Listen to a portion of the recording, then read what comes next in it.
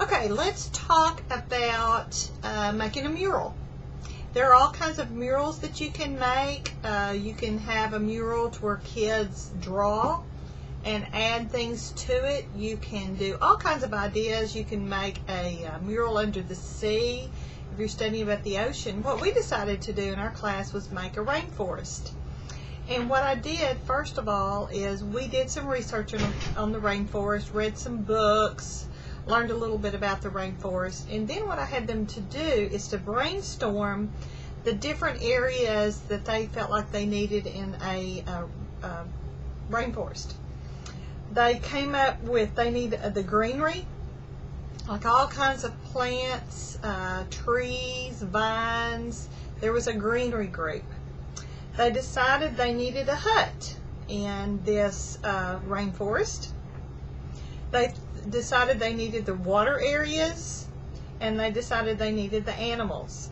Now, like I said in the math video, one thing that you might think ahead of time is to do maybe some paper mache animals, which, like I say, would make it a little bit more interesting 3D. We did not do that just because of time on ours. Ours were just flat.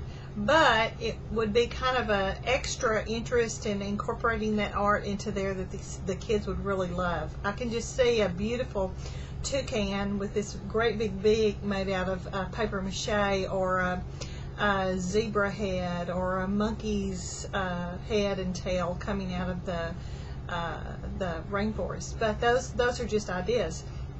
After they decided on the 4 areas, then I had them to decide which area they would like to work with most, and it really ended up excuse me, that number-wise it came out pretty even.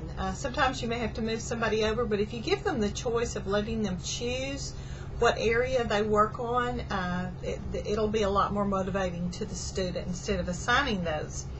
Once we did that, then they had to get together and they had to plan what they were going to do.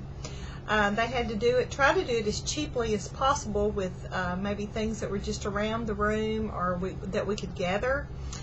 Basically, the only thing I really ended up having to do, oh, and by the way, after they decided what they were going to do, they had to come up with a list of things that they needed.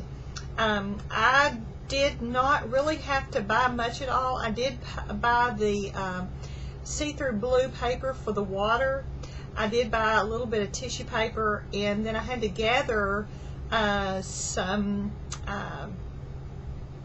bamboo, which unbelievably I didn't really realize that bamboo was so easily to come by. That out on our deer lease, which is not far from our house, there was a ton of bamboo that my husband went and gathered, which was a real hit with the kids. And also I went to a carpet place and just got their rolls for the trees, and that worked out very well too. So there are lots of cheap and inexpensive ways that you can do that.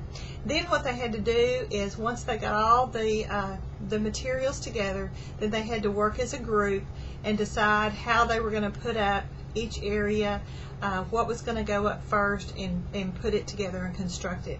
It was an exciting project. The students really enjoyed it, and it's such a learning experience of, this is what you call authentic learning, rather than just reading out of a book and looking at a video to see what it's like, because they're actually experiencing it. So have fun with it and make it a really good experience.